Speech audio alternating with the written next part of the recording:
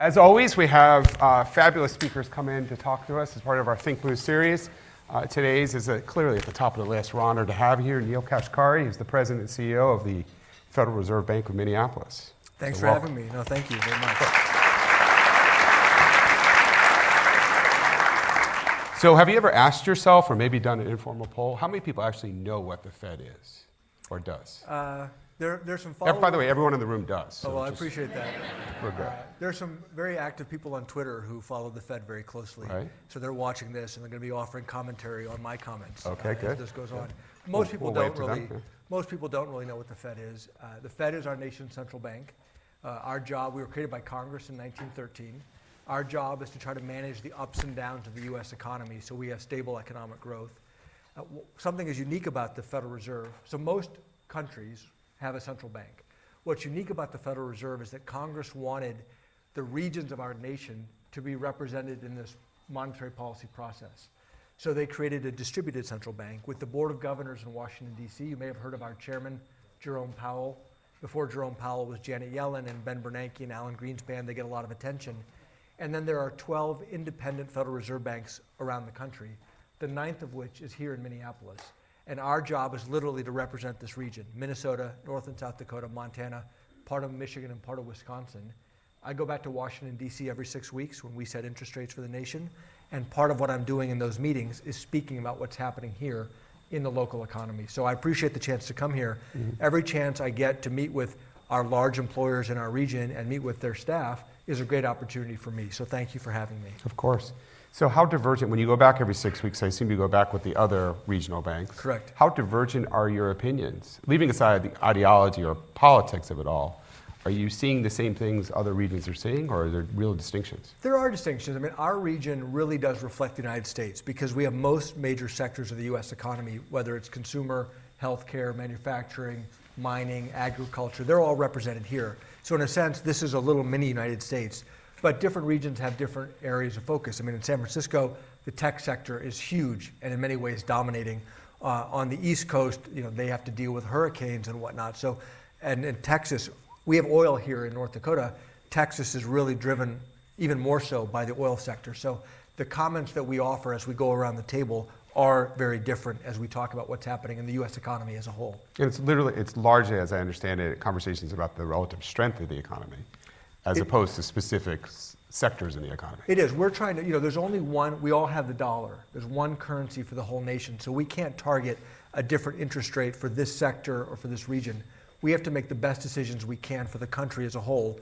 But we want to make sure that all of the regions and all of the sectors are represented in that deliberation so we can make the best decision we can for the country as a whole. And is it a vote, and do you get to vote? It is a vote, and we rotate when we vote. So there are 12 Reserve Bank presidents, and we rotate. I was a voter in 2017. I'm a voter again now in 2020. But the voting is actually the least important part of it, in my view. It really is outreach in our regions, the commentary that we have. So whether I'm a voter or not, I'm always at the table speaking about what's happening in our region and making a recommendation for the country. It's a 2-day meeting.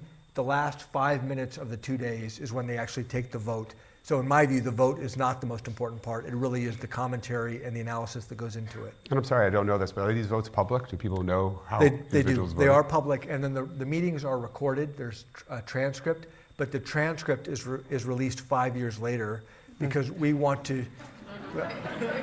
To be fair, there's a government efficiency joke there somewhere. Well, right? I'm sure. This is by design. This is meant to be, we're meant to shield Fed decision-making from day-to-day politics. Right. The day-to-day ebbs and flows of what's happening in Washington, D.C. or the presidential campaign. And it's an effort to make sure that we are all focused on substance, analysis, the economy, not day-to-day wind blowing in the political atmosphere. That's why they're shielded. Are you allowed to say how you voted? Absolutely. Publicly? Yeah, and I do. And I've been very vocal. I've been an outlier. So when I voted in 2017, I dissented. I voted no against the majority 3 times when we raised interest rates 3 times. I've probably been one of the loudest people saying, I don't know why we've been raising interest rates for the past 4 years. So let me just back up for a second. We have 2 goals that Congress has given us. One goal is stable prices, what we define as 2% inflation. Think of a steady economy. That's a measurement of steady growth. and then maximum employment. As many people as possible are able to find jobs. And usually we think those two things are linked like a seesaw, right? If the economy gets really hot and you all hire a lot of people, you're going to have to pay more to find more workers, and eventually that leads to inflation. So we're trying to balance this seesaw. I've been arguing for the last 4 years, I don't see evidence that the US economy is overheating. I don't see evidence that we are running out of workers. I don't see evidence that wages are going up through the roof. Why are we raising interest rates to cool it down? Let's let the economy continue to strengthen. So you've been less worried about inflation, essentially. Correct. I've been less worried about inflation. And so that's why I dissented in 2017. And recently, I think the committee has shifted some to say, hey, it doesn't seem like we're really at full employment yet. And I'm happy about that shift. I see. So I have about 1,000 other macroeconomic questions I have, but we'll move on from those. How do you get the job? So you're not from here, right? I mean, from this region. Do you run for it? Are you appointed? Appointed. So each of the 12 reserve banks has an independent board of directors that are meant to represent the region. And so the independent board of directors of the Minneapolis Fed, when the last president stepped down, they then conducted a nationwide search. All the reserve banks kind of do it the same way. They typically hire a national search firm. They go out and they call candidates. There's a recruiter for this. There's a recruiter. They call candidates around the country, and I was contacted by the search firm. Then I interviewed. I went through multiple rounds of interview with the board of directors here, and then I had to finally interview with the board of governors in Washington before I was appointed. And who's the decider? Who decides to offer you the job? Well, ultimately, it's the board of directors here with the concurrence of the board of governors in Washington. And so the board of directors here can fire you? Correct. And do you have a term, or you leave when they ask you to, or when you want It's to? a 5-year term, then you can be reappointed. And my hard stop is there's age 65, so I'm 46, so I don't expect that I would be doing this for another 20 years, but it's technically feasible. If they were happy with the job I was doing, I could do this until I was 65. And by law, you'd have to stop. Correct. Got it. So let's talk about politics as it relates to monetary policy, particularly within the Fed. Obviously, everyone has their ideological differences. How often are they, if I sat in a meeting and I was an observer in real time, would I know who the Democrats and Republicans were? No.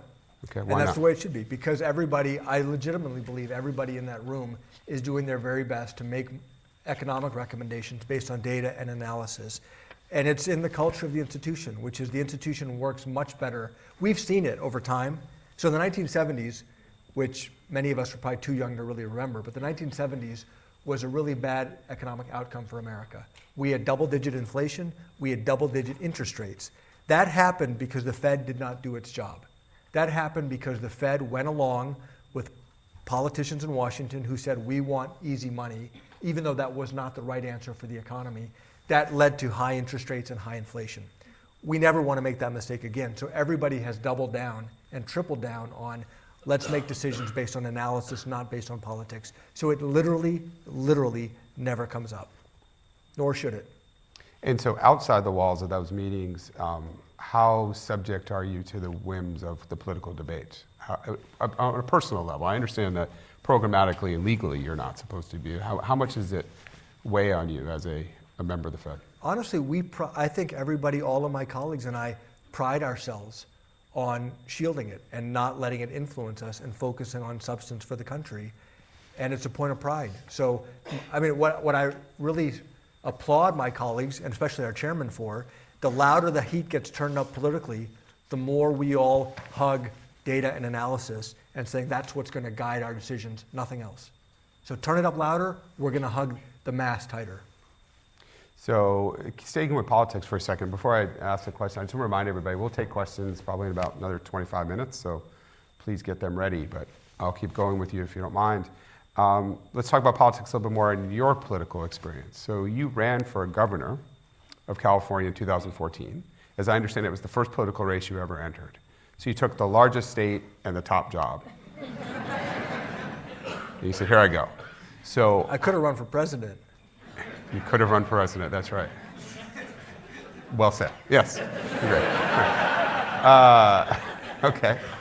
You didn't though, so you ran Exactly. for governor. All right. I showed some humility. I see you and I are very alike in that regard. Okay, so we're going to move on. The notion of running for that office in that state is, it's impressive.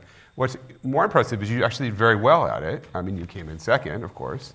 but you did very well. Tell us a little bit about your thinking about that, how you go about that, Sure. how you convince people to put their money and time behind you. Well, so let me back up. Yeah, from 2006 to 2009, I was in the U.S. Treasury Department under both Presidents Bush and President Obama during the financial crisis. So I was in charge of the TARP program, which is the most vilified economic program in American history. We're going to talk about that. Okay. It's on this page. But that experience taught me that doing the right thing, even if it's not popular, is really, really important. And it taught me how important public service is and public policy is to the country. You know, I always say to people, if you want to help 1,000 people, donate to a charity. That's really important. If you want to help 1 million people, you want to help 10 million people, you can only do that by improving public policy. That policy works at that kind of scale. So I got the policy bug in Washington, D.C. I saw how important it was. And I wanted to get back into public service and public policy, and running for office was a way to do that. Mm-hmm. Now, obviously I was disappointed I didn't win. I was happy second is better than third or fourth, but there's no prize for coming in second in an election. And when the Federal Reserve called and said, hey, would you be interested in being a Federal Reserve Bank president? I jumped at the chance because it was another way to get back involved in public service and public policy, not in an elected role, but still focused on economic issues. Mm-hmm. And so you make the decision to run for governor. At that moment, you weren't on anyone's short list. Correct. To run for governor. You actually got substantial traction. You won the Republican, essentially you won the Republican primary. Yeah. How does that happen? How do you go from zero to that? Boy, a lot of hard work. I mean, it was a lot of meeting everybody I could meet with, either potential donors or elected officials or community groups and churches and nonprofits, anybody at all who was interested. And the message that I delivered was a message of economic opportunity. My entire platform was focused on jobs and education, because I believe that if most people get a good job, get a good education, and then get a good job, most other problems in society become much smaller, if not take care of themselves. So I had a message that was focused on economic opportunity, and I think that really brought people together. One thing I'm proud of, the Republican registration in California at the time was 28%, about 40% Democrats, the rest were independents. I got 40% of the vote. So people who heard our message said, wow, this is a really inclusive message that can bring people together. That resonated, and I'm happy about that. Mm. What does the Republican in California typically get? Do you know? Well, 4 years earlier, so the biggest challenge that we had in that race was it was very hard to raise money, because people said California's become so Democratic, no Republican can win. So in my campaign, we raised and spent about $7 million, which sounds like a lot of money. The person who ran 4 years earlier spent $180 million, and she also got 40% of the vote. Oh. And so I feel like dollar for dollar, we did very well. All right. Was that Meg Whitman? Or? Yes. Yeah, you did. Your ROI was higher, clearly. Yeah. So you took some time after the race to write down some of the lessons you learned. Can you share some of those? Boy, you're challenging my memory here. I think maybe the most important lesson, when I decided to run, a lot of people said to me, hey, be wary of political consultants. They're going to talk you into this, they're going to talk you into that, they're going to make you say things that you're going to regret. After about a month, I realized that was never going to happen, because I knew what I believed. I was only going to say what I believed. Nobody's going to talk me into anything. Well, at $7 million, you couldn't afford a lot of consultants. Well, I could still, the temptation is always there. But after the race, I look back and I don't regret anything. I never said things I didn't believe. And so I've got nothing to apologize for, because I really believed the things that I advocated for, and I still believe them. So that was an important lesson for me, which is I think authenticity is really important. You may not win the election by being authentic, but I think you can look yourself in the mirror after the election is over by being authentic. So let's get to your time in the Bush administration. The story I read, which you'll correct me if it's wrong, is that when Hank Paulson was asked to be Secretary of Treasury, Hank Paulson was the CEO of Goldman Sachs. You were at Goldman Sachs. You asked him to take you with him. Did you have a relationship with Hank Paulson? How does that happen? I mean, essentially, you talked yourself into a job with the Treasury Secretary. That's correct. So I was in San Francisco. I'd been 4 years out of business school. I was a new vice president, which sounds like a big title, but in an investment bank, there are thousands of vice presidents. It's a pretty junior role. And he got picked to be Treasury Secretary. I'd met him once, and I basically cold called him and said, I don't care if you want me to lick envelopes. I just want to come and serve. And the reason, and people at Goldman thought I was crazy. Like, why would you give up you're doing really well, why would you give up your career to go be some aide to the Treasury Secretary? And I told them, you're crazy for not understanding this. I mean, this is a once in a lifetime chance to get to serve. What's the worst that can happen? I don't like it? Fine, I go back to the private sector. And thankfully, he took a chance on me, and I started out working on random projects for him, and then ultimately, that was before the financial crisis.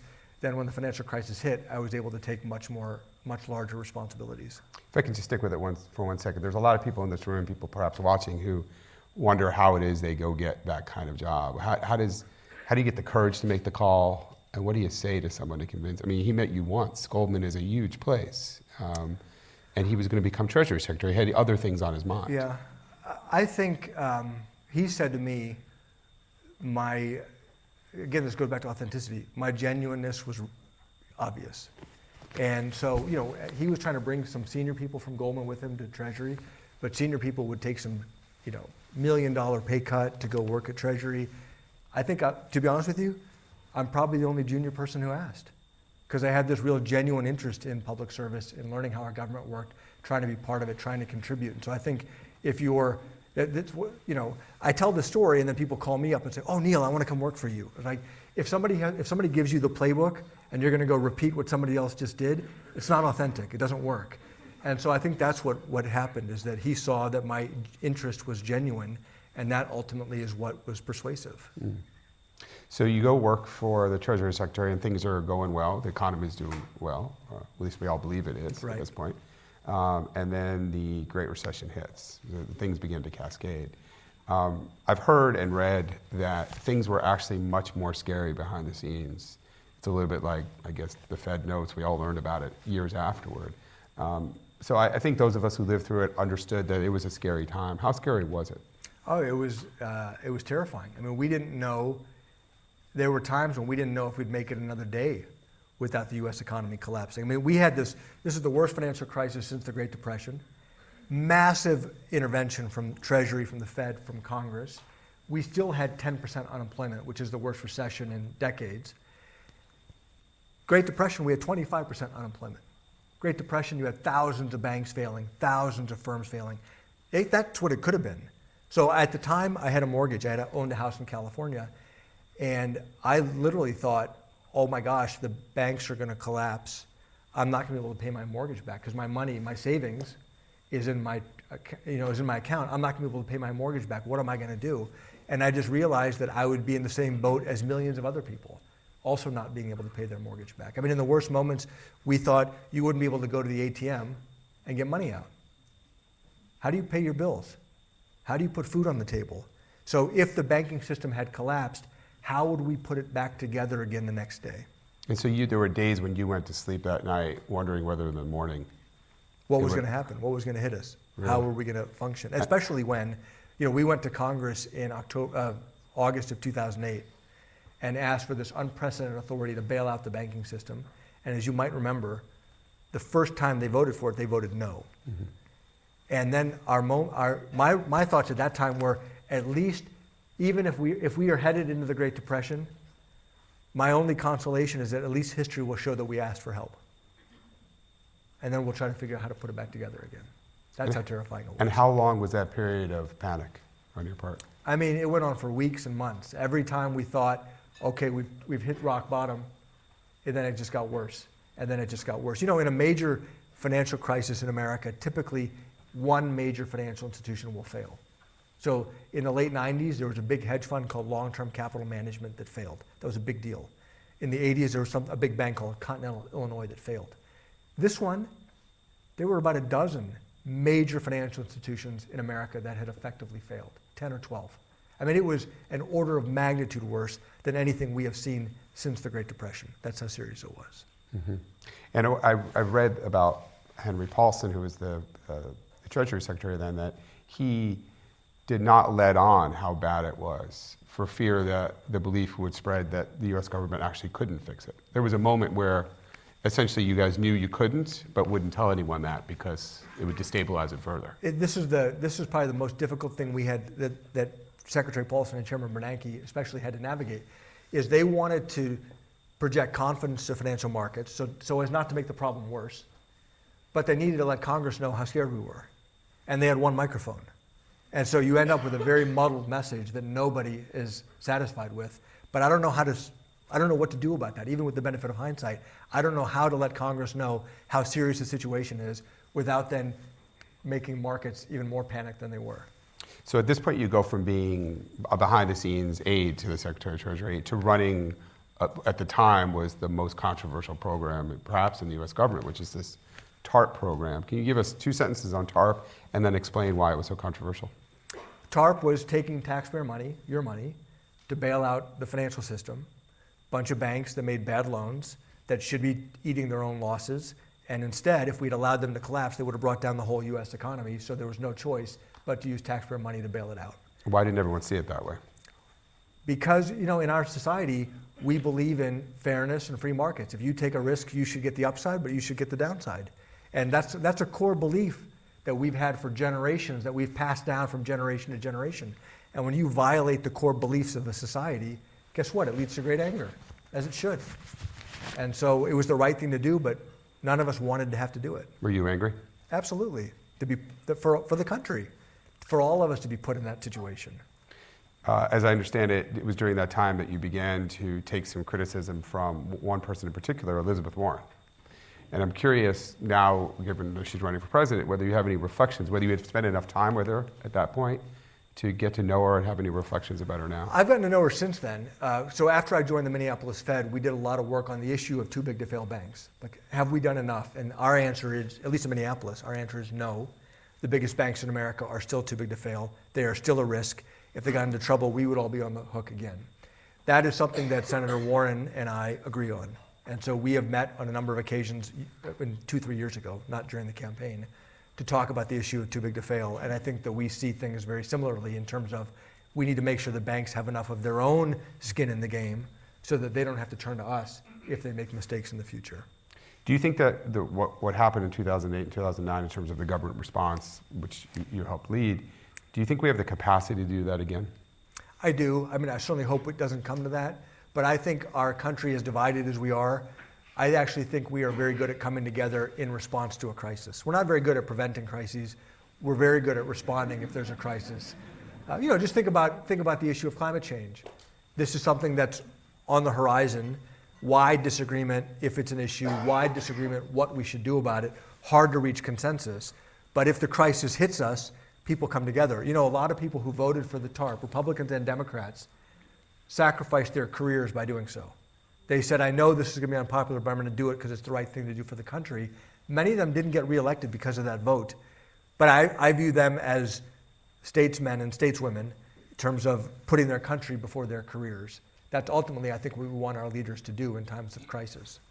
And so when Barack Obama became president, you were asked to stay on briefly and continue to run the program. Were you surprised that you were asked to stay on? I was relieved because there had been no transition.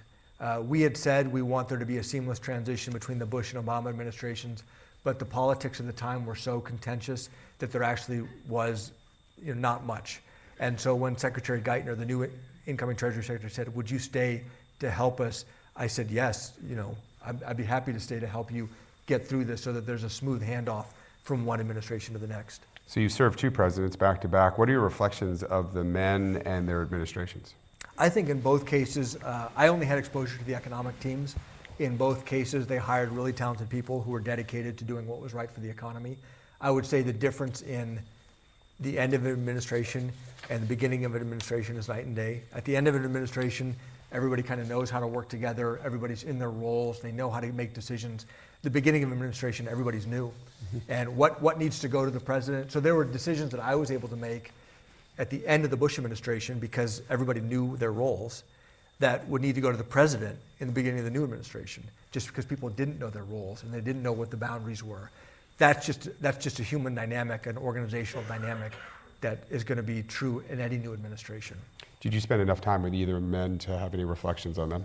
The presidents? Yes. I only met President Obama briefly. I spent a number of time with President Bush, and I really admired the way he navigated the financial crisis. I mean, he really delegated to his generals, which were Fed Chairman Bernanke and Treasury Secretary Paulson, and he was very self-aware. Right at the end of his administration, he knew he was not very popular, And so he said, if we need to go bail out the banking system, if I, President Bush, am the one leading the call, that's going to make our odds harder. So he said, I will work behind the scenes and let Secretary Paulson and Chairman Bernanke be out front, because I think our odds are better if they're the ones out front. And I thought that that was very self-aware of him to do that and the right thing to do, and I admired him for it. So let's talk about the current economic climate. Some have argued we're overdue for a recession, statistically, I suppose. What's your view of the current economy? And then the second question is, what's your view of the likelihood of a recession in the near term? Well, I think overall the economy is doing pretty well, modest economic growth. The really good news is the job market continues to be strong. The vast majority of people who want jobs have jobs, and wages are slowly climbing. That's really good news. And consumers, consumption, you spending money on your families, your kids, buying a car, consumption is 70% of the US economy. So if households have jobs and their wages are going up, that's good news for the US economy. There are risks around the world. There's geopolitical risks with Iran. There's the risk with China, which maybe the risks are reducing a little bit now that there seems to be some type of an initial agreement. There's still risks around Brexit with the United Kingdom and the Eurozone. So there are still risks out there, but I think overall the outlook is for more continued modest growth. 6 months ago or 9 months ago, there was much more fear of a recession in the next year or two. And that's because, in my opinion, Federal Reserve had raised interest rates too aggressively and maybe beyond what was necessary. We've now reversed that, and I think that we have reduced some of that recession risk by our own doing, and I'm happy we did that. So when a recession comes, what's the most likely trigger or triggers? Boy, it's very hard to know. It could be, the thing that's hard about some of these geopolitical risks, so just take tariffs, for example. So if the US government raises tariffs on China, or China raises tariffs on us by 10%, make up a number, we can model that out. We know how much we trade with China. We know what a 10% tariff will do. We can do the analysis of what that means for the US economy. And the direct effects are going to be fairly muted. But it's the hit to psychology that's hard. So if businesses all get nervous about where these trade fights are going, and businesses all pull back at the same time and say, you know what, I'm not going to invest in that new factory, I'm not going to invest in that expansion, and they all do that at the same time, that's what I would call a nonlinear effect, which is very hard to forecast. How big an effect is it?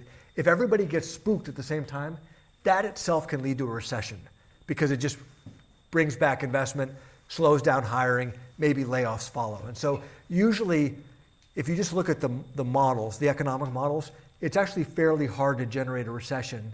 You need to have one of these nonlinear effects to really tip it over. And that's what's hard to model.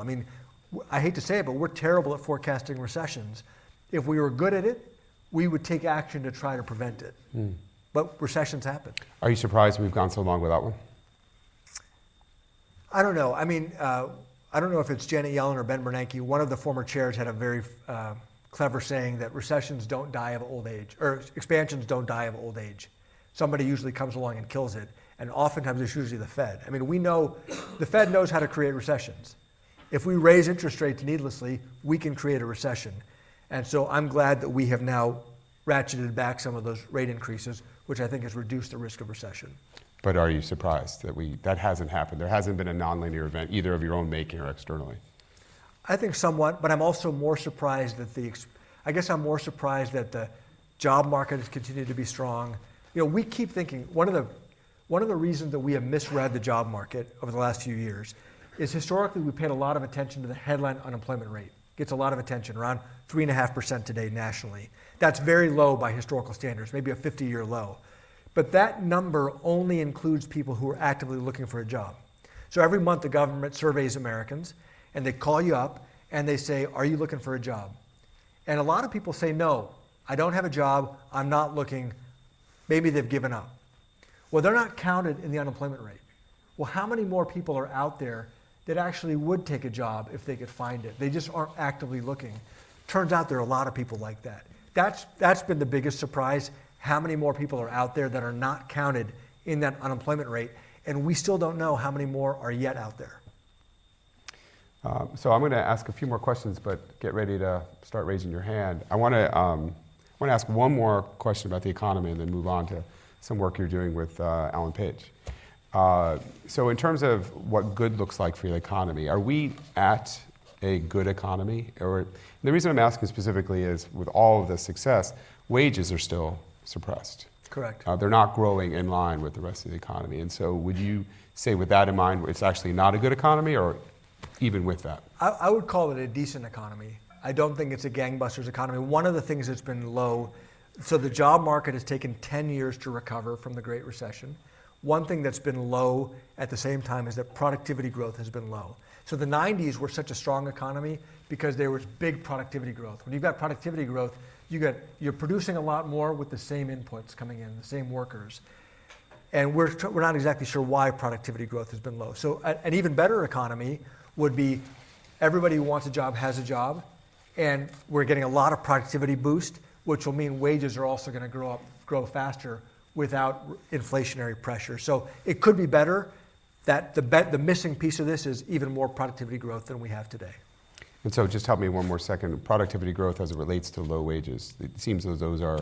They're linked. One's an input, one's an output. Well, they're linked, meaning that if you have higher productivity growth, you could have higher wage growth without generating inflation. I see. If you don't have high productivity growth and you want really high wage growth, that probably means you're going to have high inflation at the same time. So the Goldilocks economy is a lot of productivity growth where workers are getting good wage increases, real wage increases, net of inflation, and inflation is really solidly anchored. That's really where we'd love to be. And that was the 90s? That was the Much of 90s, yeah. Okay.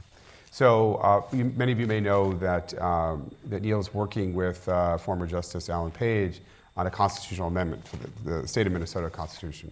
Can you describe what you're doing and, as importantly, why? Sure. One of the big surprises I had coming to Minnesota, it's a great state in many ways, but we have some of the worst education achievement gaps in the country. That means the difference between children of color and white children and low-income children of all races and middle class and well-to-do. There's big gaps in education achievement. Worst in the nation, literally worst in the nation. And Minnesota's been trying to tackle this for 20 years, and we've made literally zero progress in improving these outcomes. So about a year ago, I reached out to former Supreme Court Justice Alan Page. I reached out to him because he spent 22 years on Minnesota's Supreme Court, but equally importantly, education has been his passion for most of his life. And I said, could we work together to try to find a way to break through this and really make progress? We've developed a proposal to amend Minnesota's Constitution to make it a constitutional civil right that every child, every single child in Minnesota, has the right to a quality education. The reason we think that this is so important is that we think it would break through the political logjam and literally put children first in the eyes of the law, to give children and families the power that they need to get better educational outcomes for their kids. The current Minnesota Constitution was drafted on education in 1857 and has not changed in 150 years. Many other states have updated their constitutions. We are a laggard in having not done that. And Justice Page and I think it's long overdue. And so if someone wanted... Thank you. So with that clapping in mind, if people wanted to support that effort, how would they do that? Well, express your views. There are ways to sign up at the Minneapolis Fed to get our research. This is all based on research that we've done at the bank. Spread the word. Talk to your friends and neighbors and colleagues on Facebook. Get involved in ultimately, all I can do at the Fed is I can advocate for good economic ideas. At the end of the day, the state legislature, the House and the Senate would need to vote for this to put it on the ballot. I hope they do. I hope to give the people of Minnesota a chance to weigh in on this. And then if they do vote for it, it'll go on the ballot, and then the voters would need to enact it. And do you have any momentum in the legislature? It's mixed. It's very interesting. We have Republicans and Democrats supporting us, and we have other Republicans and Democrats opposed to us. And what we found is this is scary for some people, because if you literally put children first, then everything else is second. And, some people are excited by that, some people are not excited about that. And so, people need to vote with their heart and their conscience. And the people who are concerned about being second, what constituencies are they representing? So far, this is, if you Google this, this is not a confidential secret. The Education Minnesota, which is the teachers union in Minnesota, has come out strongly opposed to giving children a civil right to a quality education. And you'll have to ask them why. Can I ask you, or you? Nope. You can ask me. You'll need to ask them. Okay. I find it a curious position to take. So I just want to take us back to politics for a second, and then I'll take questions. So you are, as best I can tell, a Republican who did vote for Barack Obama. Correct. You're a gun owner who believes in man-made climate change, and you've openly supported marriage equality. Yes. Do you see yourself as having any future in Republican politics in any state, including Minnesota? I don't have any desire to run for office again. I mean, I'm already in a role now where I can. The reason I ran for office is because I care about public policy. I want a chance to be part of the process. I'm in a role now where I'm part of the process, and I'm excited about that. So running for political office does not appeal to me. People ask me in the current political climate how I can call myself a Republican, and I simply say, I'm a Lincoln Republican. I see you tweet a lot about Lincoln. I like Abraham Lincoln. And I named my daughter after Ulysses S. Grant. I was going to ask. That's on my list. It's like the novel or the president. So we have our answer. Yeah. Good. Okay, let's take some questions. Please raise your hand. We'll bring you a microphone. Question on low interest rates right now. If one of those nonlinear events were to happen, given where interest rates are right now, what could the Fed do if we went into a recession? So thanks for your question. Typically, when a recession hits, the Fed historically has cut interest rates by 4 or 5 percentage points to try to provide some stimulus to the economy. But rates are now much lower than that. So people say, well, you'd have less room to respond, and that's true in that traditional tool.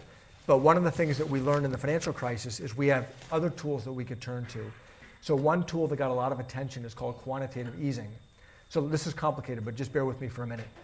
The interest rate that we move up and down is an overnight interest rate called the federal funds rate that banks lend to each other. Now, you and I don't care about an overnight interest rate. You and I care about long-term interest rates because if you take out a mortgage, you care about interest rates over the next 10, 20, or 30 years. Or you buy a car, you care about interest rates over the next 5 years. Well, by moving short-term interest rates up and down, we can have some influence on long-term interest rates, but it's really long-term interest rates that drive your economic activity or your decision to buy a house or a car. So if we move interest rates down to zero, short-term interest rates, are we out of ammunition? The answer is no. Quantitative easing, by buying up long-term government bonds, is a more direct way to lower long-term interest rates. So if there were another recession, I think the first thing we would do would be to reduce short-term interest rates, but then we could turn to some of our other tools to try to drive down long-term interest rates to provide more stimulus for the economy. So I wish we had more policy space, so to speak, but I do think these other tools can be very effective too. Thanks. So I'm going to ask the question that some in this room may be wondering. When you think about buying up bonds, in that case, where does the Fed get the money? Is it Treasury money, or do you have your own bank account? So this is what the power of a central bank, that they are granted the authority by their legislature, the power to create money. So when we buy up bonds, let's say we go out and buy 10-year Treasury bonds, the Fed creates electronic money to buy up those bonds. And then we exchange that money to banks that have the bonds. We give them the electronic cash. They give us the bonds. And that's how we manage how much money is in the economy through these, what we call open market operations, transacting with the private sector by creating money virtually. So you buy their bonds, you give them the money, and then they invest the money. Correct. Thank you. Next question.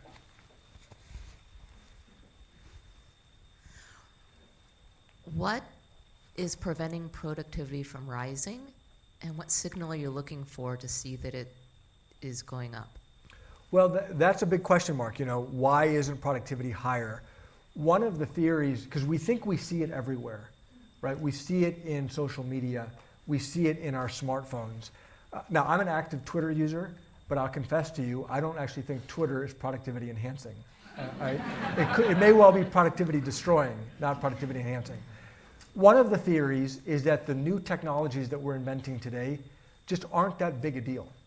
If you compare it to 100 years ago, the introduction of the internal combustion engine, the airplane, electricity, the integrated circuit 50, 70 years ago, these are foundational technologies that led to transformations in our society.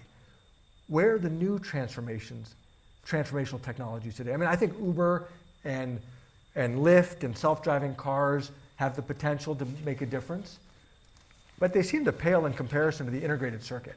as an example. And so, we'll see. Sometimes productivity can take time. It needs to be embedded in businesses before it really shows up in the data. So some people think there's just a delay going on. Other people say, hey, the stuff we've invented in the last decade just isn't that big a deal relative to the macroeconomy. We're just not sure. One other thing that I'm sympathetic to, there were so many people out of work after the Great Recession. It was very easy for businesses to just hire 5 more people. They didn't need to invest in automation because they could just hire 5 more people cheaply. As we reach full employment, businesses are now having to turn to more investment in technology and automation. That should boost productivity too. So a bunch of this stuff may be related. There's a question over right there.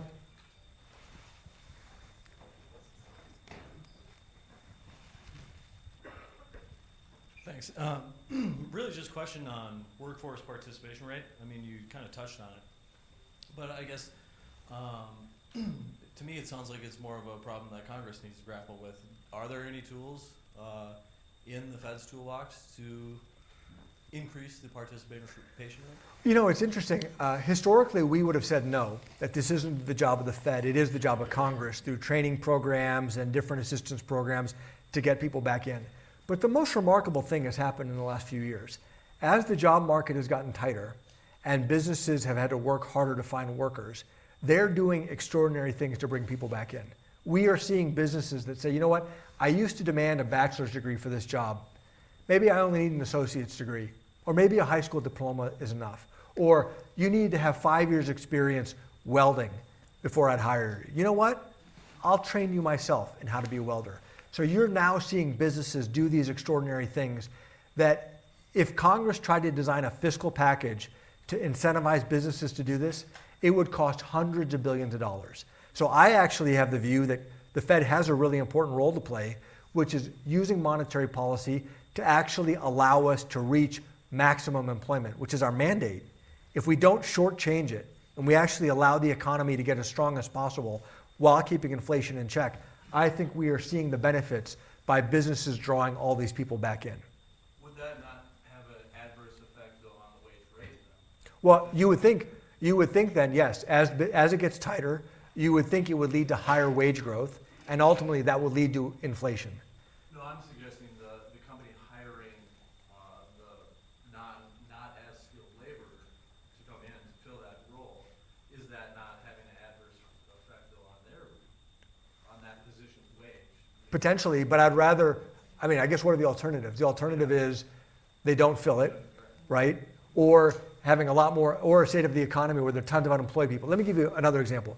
I've basically concluded that talking to businesses to get a sense of the labor market is basically useless because businesses will whine up and down. They can never find workers. They want the worker they want with all the skills they want, and they want them cheap.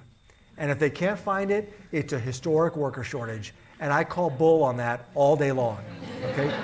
Let me give you an example. I was in North Dakota with a roundtable of businesses, and they were going on and on about how there's this historic worker shortage. So I asked them, I said, tell me, when was there not a worker shortage? When could you find workers available? And they thought about it. They said, you know what? 2009 was a good labor market. We could find people then. Right? So that was an eye-opening event for me because that's business's perspective. So I want to see as strong a labor market as possible. I want to see wages rising. And right now, you can model wage growth. Is it rising with productivity? Is it signaling high inflation in the future? Right now, wages are rising, but they're not suggesting high inflation in the future. That tells me there's still slack in the labor market.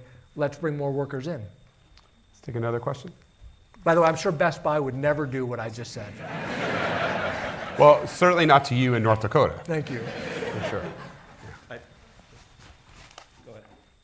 Go ahead. I had a question.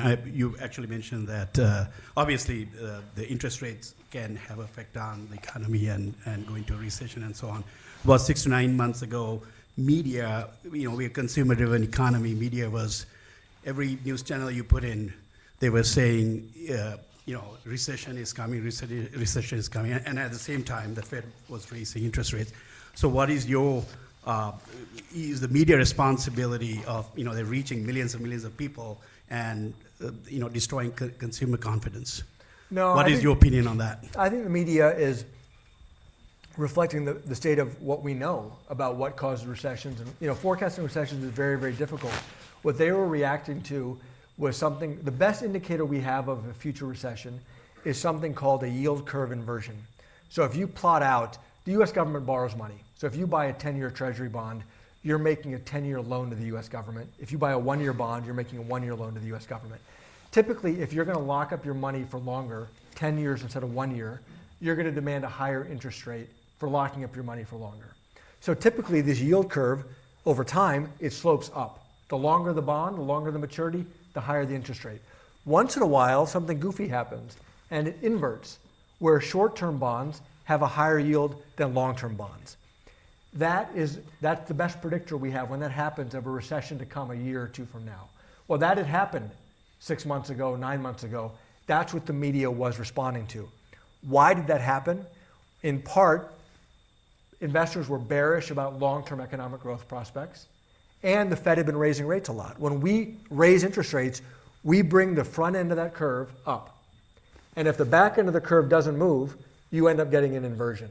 And so I think that the Fed was mostly responsible for the inverted yield curve, and the media was then queuing off of that inversion, which led to the recession stories. And then when we cut interest rates 3 times, we uninverted the yield curve, and some of the recession talk has subsided.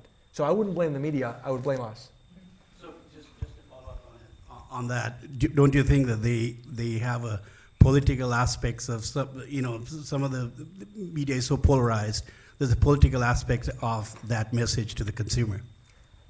Your guess is as good as mine. I think more than anything, whether it was politics, I don't know. I think more than anything, media wants clicks. And stories of incoming recession are going to generate more clicks than stories of, hey, things are okay. Next question.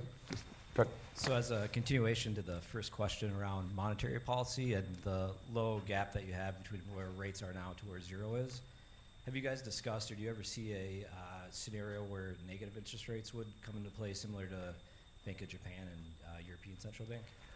Yeah, we've thought about it, and I don't want to say no, never. It's impossible. I think it's not very likely, and I think it's probably one of the last things we would do after we use some of these other tools. I mean, I can envision scenarios where it could make sense. Can you explain for the crowd Sure. negative interest rates? So, we have the federal funds rate, which the lowest it got after the Great Recession was 0.125%.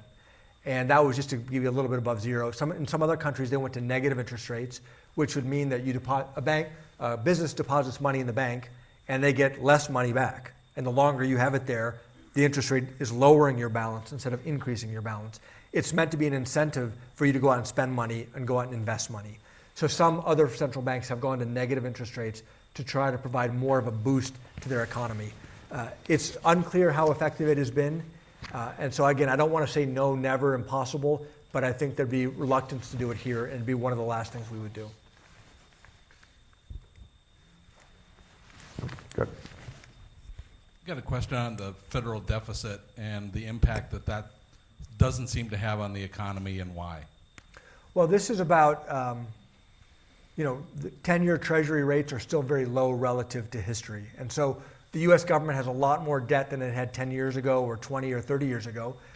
But investors are still willing to loan money to the U.S. government at very low interest rates. This is a little bit of a relative game. I mean, people have more confidence in the U.S. economy than they have in any other major economy in the world. And so it seems like this can continue for a while. Japan has more than twice as much debt relative to their economy as we do here in America, and they're also able to fund themselves at very, very low rates. And so at some point we know that this, if it doesn't end, meaning if we just keep adding debt, at some point there's going to be a limit where investors say, no, we don't have confidence that you're going to pay it back, and it could lead to inflation. But it seems like we're a ways away from that period yet. But we don't know exactly where that turning point is, unfortunately. When you say a ways, are we talking about a century, a decade? Probably not a century. I mean, probably, years to decades. I just don't know. It's a relative game. So imagine if, and it's hard to imagine this, imagine if Europe really got their house in order, and all of a sudden investors said, wow, Europe is a much better place to invest than America. One thing you might see is American interest rates go up because foreign investors say, no, we don't want to buy your treasury bonds anymore. We'll go buy Europe's treasury bonds. But right now, the relative strength of the American economy compared to Europe is just so much stronger. So you mentioned several factors. You've got the mandate from Congress that the Federal Reserve is supposed to be attempting maximum employment, keeping prices stable. But we've also talked about the fact that countries like Japan, huge debt that hasn't resulted in price instability. So how do you feel about things like, say, a federal jobs guarantee that could actually move us towards maximum employment, especially considering people like Ben Bernanke have said, we can essentially mark up accounts. We don't have to pay for this via taxes. The Federal Reserve can directly pay for things like this. How would what would your stance be on something like a federal jobs guarantee? Well, I think we were just talking about the fiscal space that we have. I think there's a difference for me between Congress saying we're going to go make a one-time investment. Let's say Congress wanted to do $1 trillion infrastructure investment in the country. I think there's no question that the U.S. government could finance that and could make that investment. I think it's different to say we're going to deficit finance ongoing spending forever. Whether it's the federal jobs guarantee or it's free college or it's free healthcare, ongoing spending, at some point there needs to be ongoing revenue to match that ongoing spending, or it just leads to ever increasing debt. So I don't know the details of the jobs guarantee you're thinking of, but in my mind, I would put it in the category of an ongoing spending program rather than a one-time investment program. I mean, another topic that came up last week at our bank, Beth Ford is the CEO of Land O'Lakes. She was speaking at our bank. She talked about how important it would be to wire rural America for broadband. Like, personally, I'd vote for that. I think it makes sense. All of our communities across the country need access to broadband. That's Neel's one person's opinion. That would be an example of a one-time investment we could make, which I would expect some kind of positive return on. That's different than ever increasing spending on this spending program or that spending program. Thank you. Hey, hi. Hi. Sorry, right here. First of all, appreciate your engagement on Twitter. Love it. Thank you. And question I have for you, so thinking a couple of your comments from initially on being recently the dissenting voice, and then also I think you used the term hugging your data. When you think about being that dissenting voice, could you talk a little bit about maybe the methodologies or the approach that you arrive at potentially different conclusions than your colleagues do? Is it the same data with different interpretations? Is it just fundamentally different data, different indicators that you're looking at versus your peers? Yeah, I think we're pretty much looking at the same data sets, which we get access to a lot of data, and a lot of times the data is sending different messages, and you can look at different data and tell different stories. I have a brilliant team of economists at the Minneapolis Fed that help me. Our policy deliberations are like intellectual wrestling matches where we're beating up each other's ideas and testing them so that by the time I go to Washington, D.C., I feel like the positions that I'm taking have been very well tested and vetted. And then I augment the data that I'm looking at, the national data, with a lot of the conversations that I have when I travel around the district, hearing from workers, hearing from community groups, hearing from labor groups, hearing from businesses, to try to piece together what this data is telling me. Because, again, we get so many data sources, you could tell any story you wanted. I think the art is, how do you see a picture that seems clear, that leads you somewhere, given all the data that you're getting? And ultimately, it comes down to judgment.